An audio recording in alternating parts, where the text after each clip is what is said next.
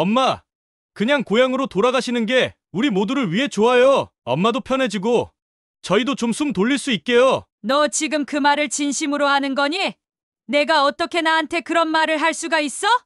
내가 너를 어떻게 키웠는데? 어머니, 솔직히 말할게요. 어머니 계시는 동안 집안 분위기도 칙칙하고 어두웠어요. 어머니가 안 계시면 우리 가족 지금보다 편해질 것 같아요. 엄마, 이제 우리 얘기 그만하죠. 우리 서로 지쳤잖아요. 그래, 지쳤니? 나는 네가 말 한마디 안 하고 나를 외면할 때마다 내가 어땠을 것 같니? 그동안 내가 얼마나 울었는지 너는 몰라. 그래, 내가 나갈게. 내가 이 집에서 편히 살 수 있다면 나갈게. 안녕하세요, 여러분. 오늘은 눈물과 희망이 공존하는 한 어머니의 이야기를 전해드리려고 합니다. 가족을 위해 평생을 헌신했지만 결국 차가운 눈길 위를 걸어야만 했던 그녀. 하지만 그 어려움 속에서도 다시 일어서며 자신의 삶을 되찾아간 김영희님의 사연입니다. 함께 들어보시죠. 안녕하세요.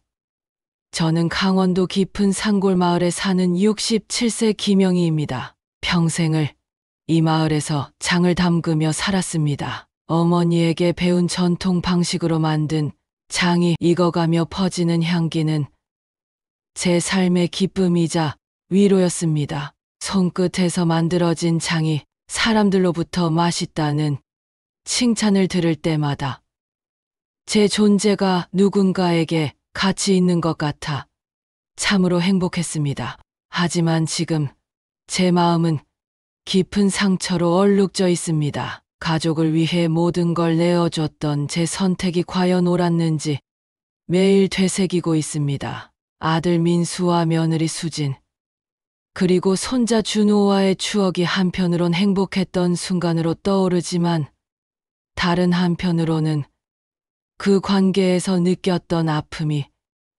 제 가슴을 찢습니다. 저는 누구보다 민수를 사랑했고 그 아이가 잘 되기만을 바라며 평생을 살아왔습니다. 그러나 지금 혼자가 된 이 시간 속에서 제 삶을 다시 돌아보게 됩니다. 제가 왜 이런 상황에 이르게 되었는지, 그리고 앞으로 어떻게 살아가야 할지 고민이 많습니다. 오늘은 제가 평생을 바쳐 키운 아들과의 갈등, 그리고 그 속에서 겪은 후회와 깨달음을 이야기해 보려고 합니다. 여러분께서 제 이야기를 들어주신다면 그것만으로도 큰 위로가 될 것 같습니다. 구독과 좋아요, 그리고 따뜻한 댓글 부탁드립니다. 이 이야기가 누군가에게 작은 위로가 되길 바랍니다. 저는 강원도의 깊은 산골 마을에서 태어나고 자랐습니다. 눈이 허리까지 쌓이는 겨울이면 온 세상이 하얗게 뒤덮이는 고향이었고, 그곳에서 저는 부모님을 도와 농사일을 하며 어린 시절을 보냈습니다.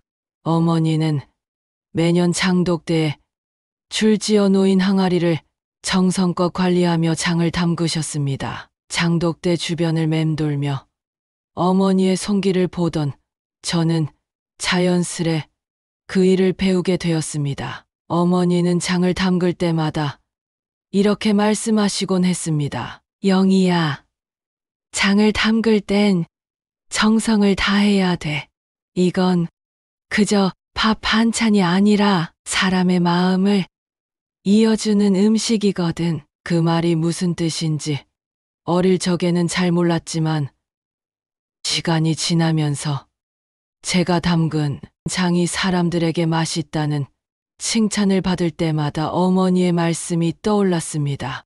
결혼 후에도 저는 고향을 떠나지 않았습니다. 남편과 함께 장을 담그며 살았고 그 일은 제 삶의 중심이 되었습니다. 그러던 중 하나뿐인 아들 민수가 태어났습니다. 민수는 저와 남편의 전부였습니다. 그 아이가 웃고 울 때마다 저도 함께 웃고 울었고, 그 아이가 조금이라도 더 잘 되길 바라며 제 모든 것을 쏟아부었습니다. 민수는 공부를 잘했고 늘 성실했습니다. 학교에서 상장을 받아올 때마다 저는 가슴이 벅차오르곤 했습니다. 이 아이는 꼭 훌륭한 사람이 될 거야라는 믿음으로 열심히 뒷바라지를 했습니다. 결국 민수는 도시로 나가 대학에 들어갔고 제 가슴은 자랑스러움으로 가득 찼습니다.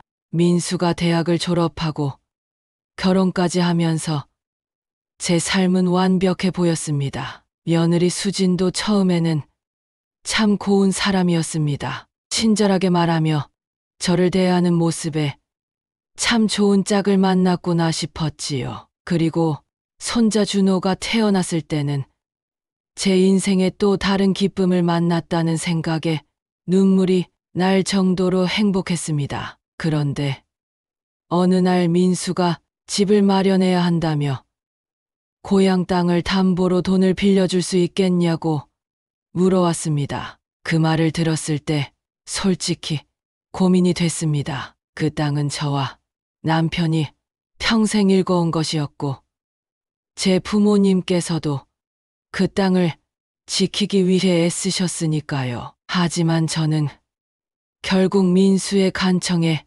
마음이 약해졌습니다. 내가 잘 살 수만 있다면 엄마는 기꺼이 해줄 수 있단다. 저는 그렇게 대답했습니다. 민수가 행복해질 수 있다면 제 모든 것을 내어줘도 아깝지 않다고 생각했기 때문입니다. 그러나 시간이 지나면서 상황이 조금씩 달라지기 시작했습니다.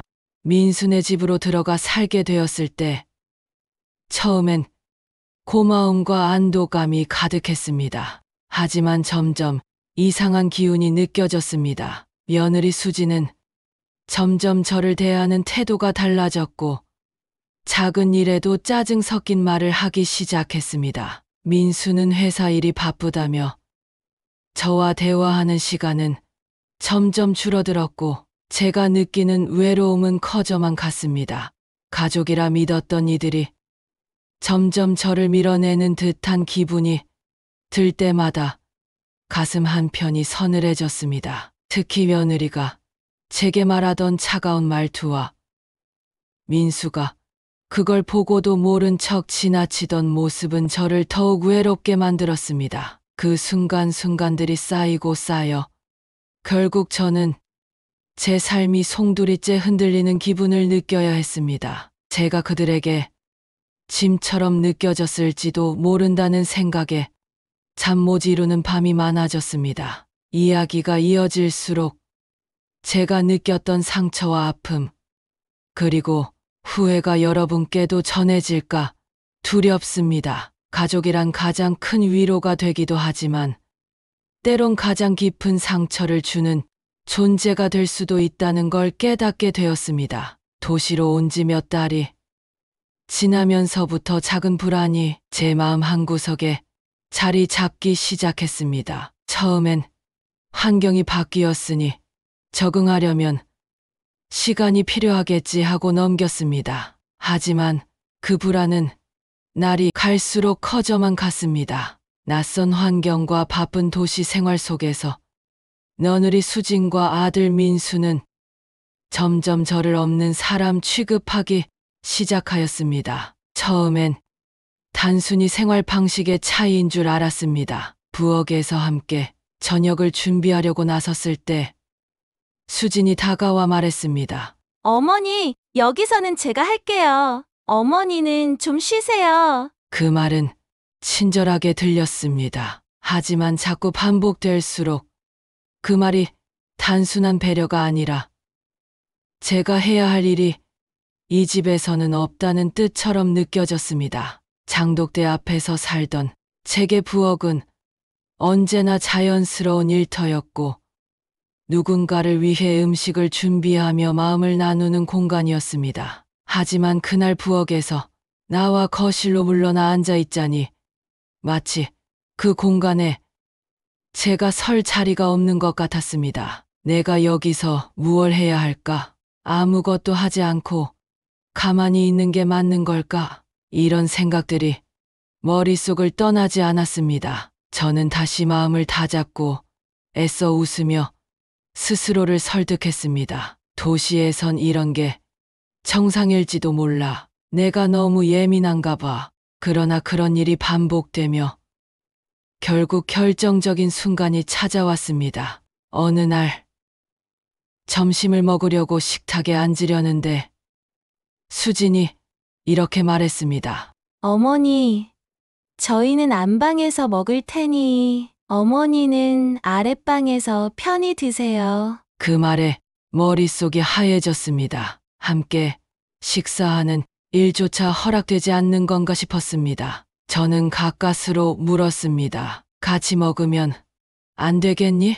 수지는 고개를 끄덕이거나 미소를 짓지도 않고 단호한 목소리로 대답했습니다. 서로 편한 게 좋잖아요. 순간 가슴이 쿵 내려앉는 기분이었습니다. 이 집에 들어온 뒤 처음으로 제 존재가 철저히 외면당하고 있다는 생각이 들었습니다.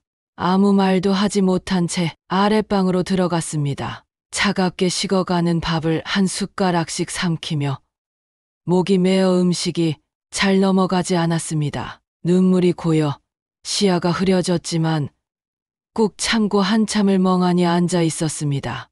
나는 이 집에서 정말로 외부인이구나. 내 자리는 이제 여기 없는 거구나. 며느리의 태도도 힘들었지만 더 아팠던 건 아들 민수의 침묵이었습니다. 민수는 회사 일이 바쁘다며 저와 대화하려 하지 않았습니다. 어느 날 방에서 수진과 민수가 다투는 소리가 들렸습니다. 수진이 목소리를 높이며 말했습니다. 당신이 고향 땅 팔자고 했잖아. 왜 내가 이렇게 불편해야 돼?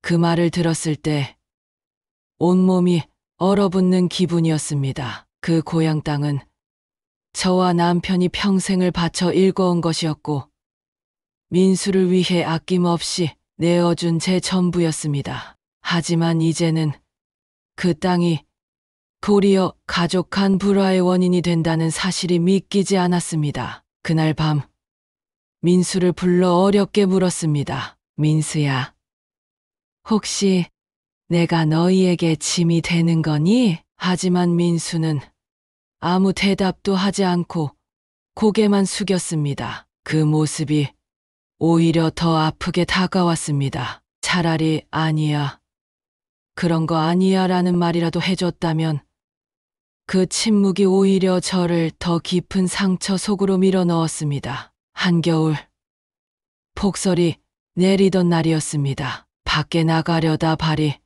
미끄러져 넘어졌습니다. 무릎이 찢어질 듯 아팠고 비틀거리며 방으로 들어갔습니다. 수진에게 어렵게 도움을 요청했습니다. 수진아, 내가 무릎이 너무 아파. 병원 좀 가자. 수진은 짜증 섞인 한숨을 내쉬며 이렇게 말했습니다. 어머니, 저희도 바빠요. 약 먹고 쉬세요. 그 말이 얼마나 차갑게 느껴졌는지 모릅니다. 저는 다친 무릎을 부여잡고 방 안에서 고통과 서러움에 몸을 떨었습니다. 눈물이 저도 모르게 흘러내렸습니다. 내가 여기서 무엇을 하고 있는 거지?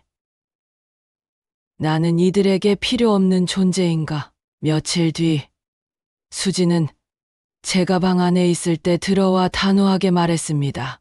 어머니, 이제 고향으로 돌아가시는 게 좋을 것 같아요. 그 말을 듣는 순간 온몸이 무너지는 것 같았습니다. 민수를 마지막 희망으로 바라봤지만 민수는 끝내 아무 말도 하지 않았습니다. 그 침묵은 모든 것이 끝났다는 걸 의미했습니다. 눈이 펑펑 내리는 날, 문 앞에 놓인 제 짐가방을 바라보며 한참을 멍하니 서 있었습니다. 한겨울 추위 속에서 코끝이 시리고 손끝이 얼어오는 걸 느끼면서도 그 짐가방이 너무 멀게 느껴졌습니다. 가방의 낡은 손잡이를 잡아야 하는데 손이 떨려 제대로 잡을 수가 없었습니다. 짐 속에 담긴 것은 제 옷까지 몇 벌과 소소한 물건들일 뿐이었지만 그 무게가 제 몸보다도 더 무겁게 느껴졌습니다. 아니,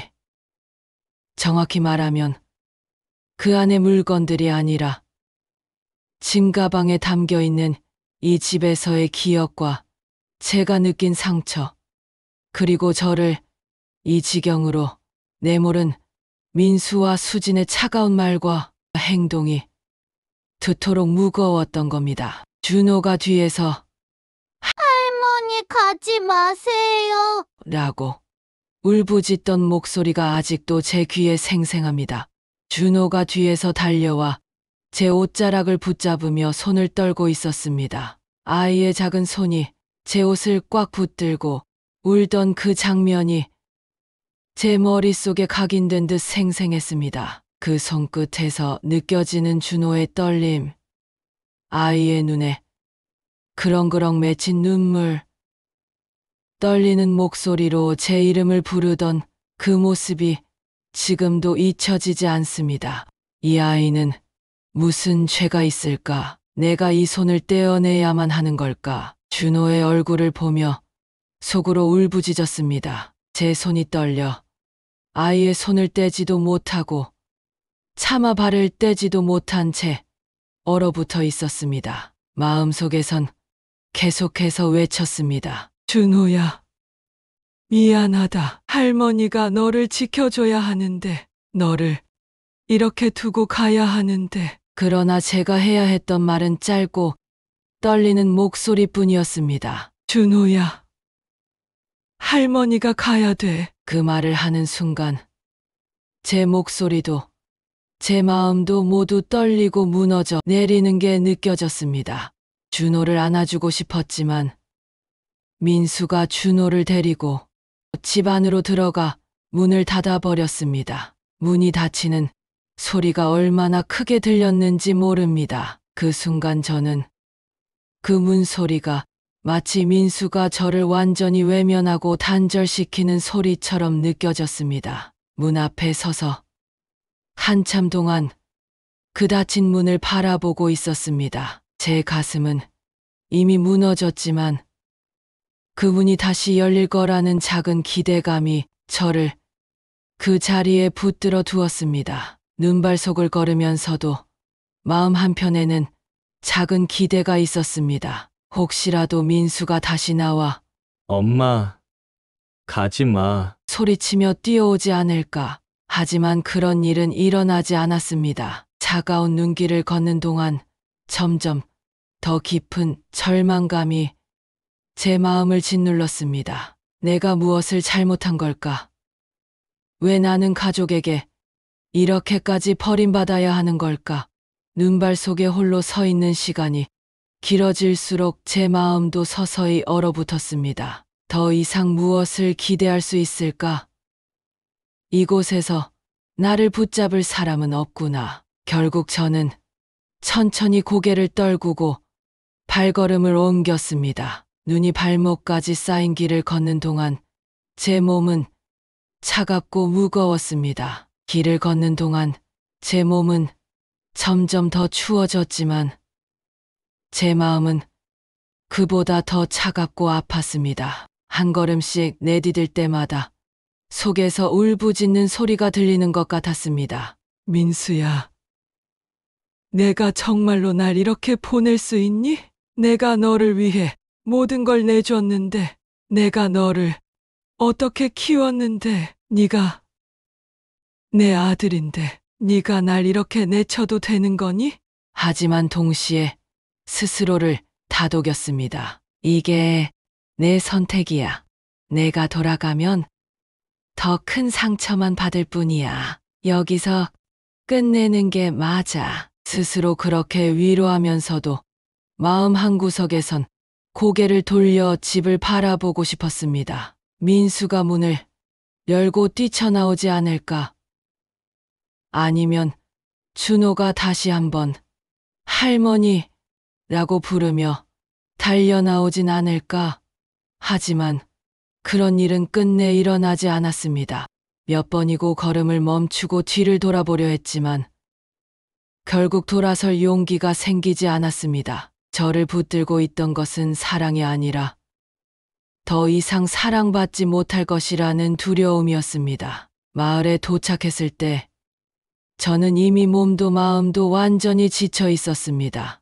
여관방에 들어가 짐을 내려놓고 침대에 앉았을 때 모든 것이 끝난 것만 같았습니다. 민수와 수진이 저를 밀어낸 그 순간들이 머릿속을 떠나지 않았고 그들에게 받은 상처는 제 삶을 무너뜨리는 듯 했습니다. 한참 동안 울었습니다. 베개가 젖을 정도로 울었지만 그 눈물이 저를 위로해 주지는 않았습니다. 오히려 더 큰 공허함만 남겼습니다. 눈앞에 펼쳐지는 기억들, 민수와 수진의 차가운 시선, 점점 저를 외면하던 민수의 침묵, 아랫방에서 혼자 식사하던 명절의 쓸쓸함, 제가 그들의 집에서 점점 설 자리를 잃어가던 순간들이 하나하나 떠오르며 제 마음을 더욱 찢어 놓았습니다. 그날 밤, 천장을 바라보며 저는 스스로에게 물었습니다.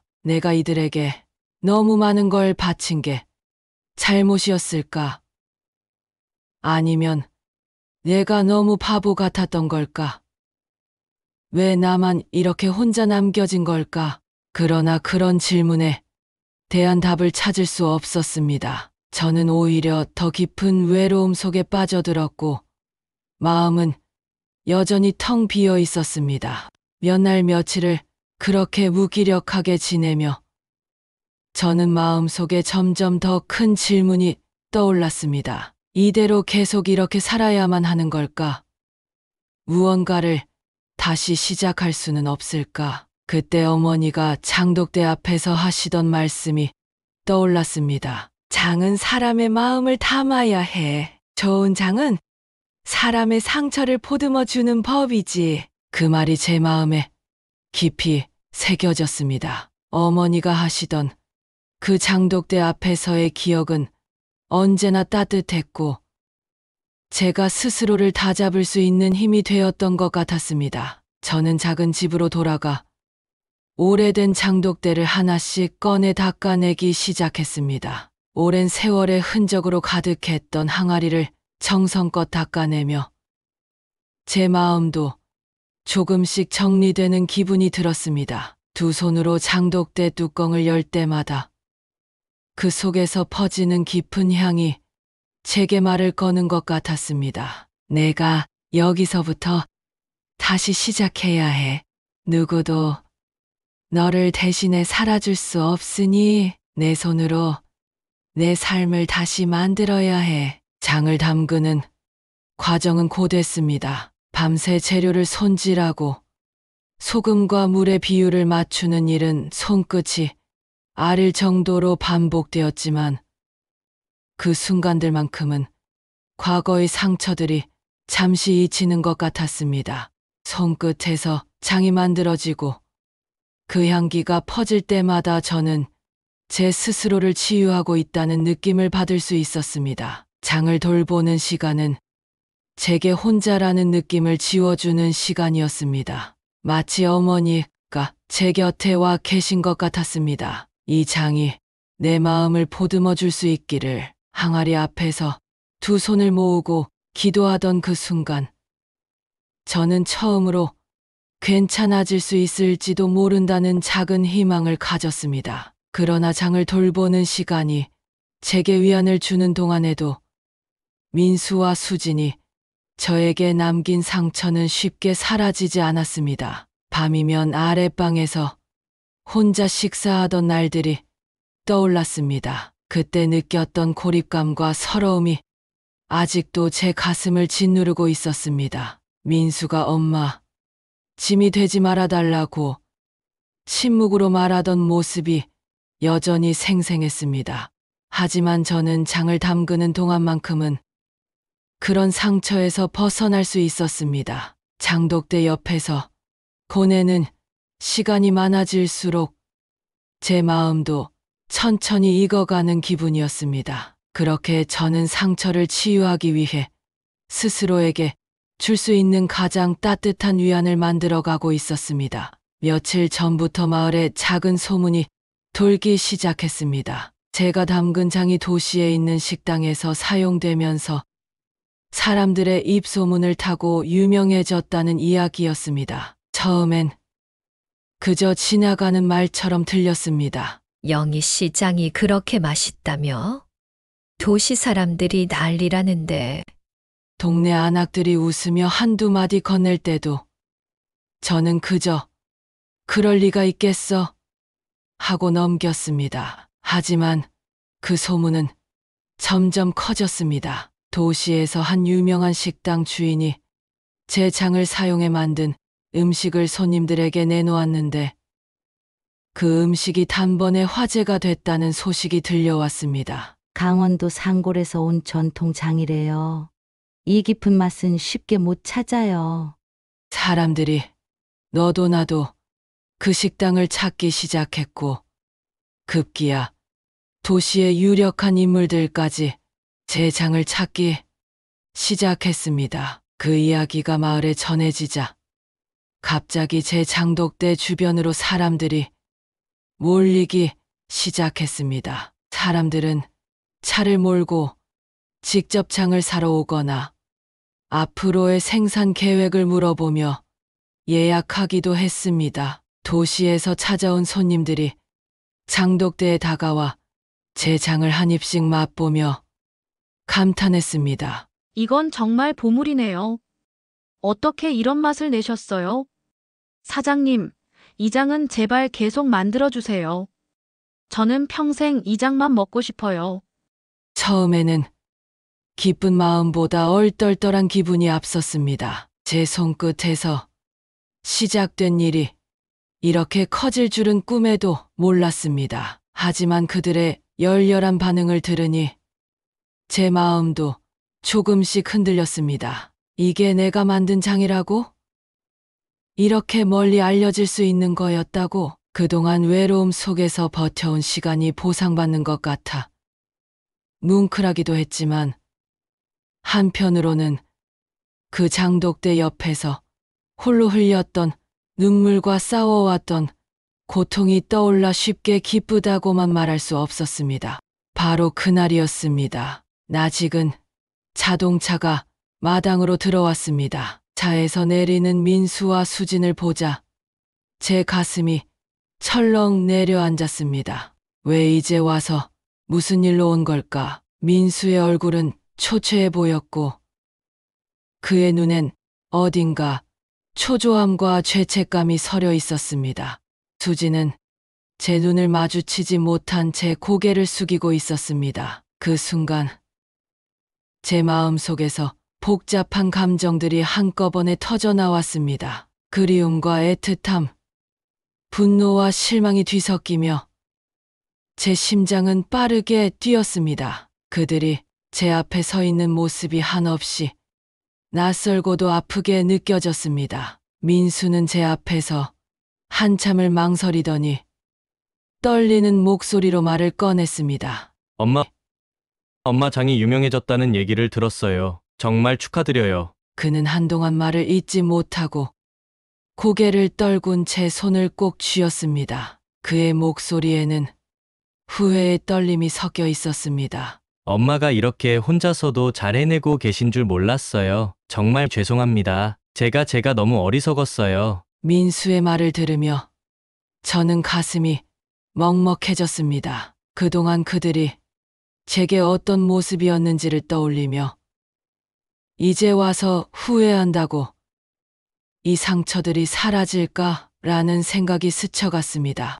민수의 표정에는 깊은 죄책감이 드러나 있었지만 제 마음속 상처는 쉽게 아물 수 없는 깊은 고통으로 남아 있었습니다. 수진도 민수의 뒤에서 한 걸음 앞으로 다가왔습니다. 그녀는 제게 고개를 숙이며 무릎을 꿇었습니다. 그리고 울먹이는 목소리로 말했습니다. 어머니, 정말 죄송합니다. 제가 어머니께 너무 모질게 굴었어요. 자식을 위해 헌신한 분이셨는데 차갑게 굴어 죄송합니다. 이제야 깨달았습니다. 정말 잘못했습니다. 그녀의 말을 듣는 순간 지난날 제가 받았던 차가운 말들이 떠올랐습니다. 아랫방에서 혼자 식사하세요. 어머니께서 우리에게 짐이 되지 않았으면 좋겠어요. 잊고 있던 순간들이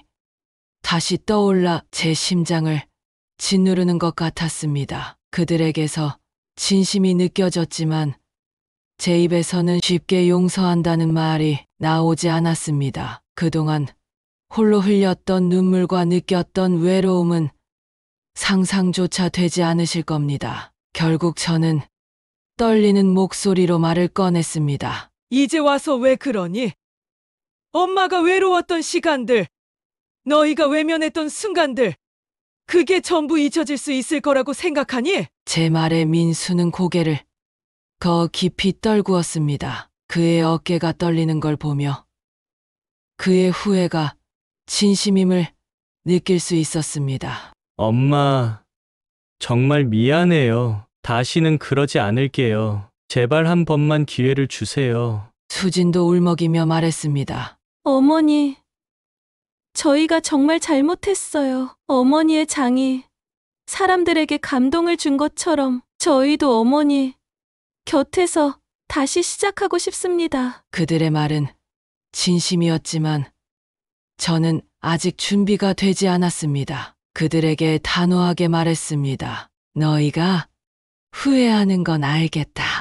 하지만 엄마는 아직 용서할 준비가 되지 않았다. 너희가 내 곁에 없었던 시간들을 생각하면 시간이 필요하다. 민수와 수지는 끝내 고개를 숙이며 마당을 떠났습니다. 그들의 뒷모습을 보며 제 마음은 여전히 아팠지만 저는 다시 한번 다짐했습니다. 이제는 나를 위해 살아야 해. 내가 지켜야 할 건 나 자신이야. 지금 저는 강원도의 산골 마을에서 혼자 장을 담그며 지내고 있습니다. 차가운 아침 공기 속에서도 장독대 뚜껑을 열면 퍼지는 깊고 진한 장의 향기가 제 마음을 따뜻하게 만들어줍니다. 매일 새벽 고요한 산속에서 땅과 하늘을 바라보며 이제는 제 자신을 위한 삶을 살아가고 있다는 생각에 조금씩 평화를 되찾고 있습니다. 장을 담그는 일은 몸도 마음도 고단하지만 그 고단함이 오히려 저를 지탱해 주는 것 같습니다. 손끝에서 익어가는 장을 보며 이건 내가 만든 거야. 내 삶이 만든 결과야. 라고 스스로에게 말할 수 있으니까요. 지금은 그것이 제게 가장 큰 위로이자 자부심입니다. 민수와 수지는 종종 연락을 해옵니다. 그들의 말 속에서 후회와 진심이 느껴지지만 아직은 그들을 완전히 용서할 준비가 되지 않았습니다. 손자 준호의 목소리를 들을 때면 마음 한구석이 따뜻해지기도 하지만 제가 겪었던 외로움과 상처가 사라지지는 않았습니다. 다만 시간이 지나면 언젠가 이 마음의 상처도 아물 날이 오겠지요. 제가 이번 일을 통해 배운 가장 큰 교훈은 가족이란 세상에서 가장 가까운 존재이면서도 때로는 가장 큰 상처를 줄 수 있다는 것입니다. 하지만 그런 상처 속에서도 나 자신을 잃지 않고 지켜내는 것이 얼마나 중요한지를 깨달았습니다. 저는 그동안 가족을 위해 너무 많은 걸 내어주었고 스스로를 돌보는 일을 잊고 살았습니다. 하지만 이제는 달라졌습니다. 저는 제 삶을 지키며 살아가기로 결심했습니다.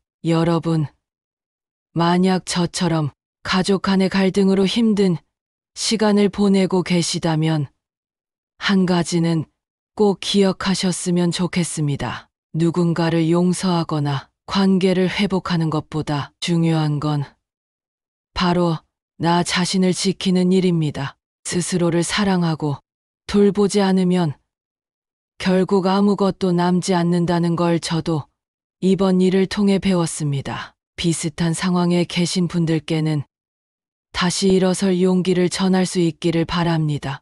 앞으로도 제가 어떻게 살아가고 있는지 지켜봐 주시고 함께 응원해 주시면 감사하겠습니다. 구독과 좋아요, 그리고 따뜻한 댓글은 제게 큰 힘이 됩니다. 감사합니다.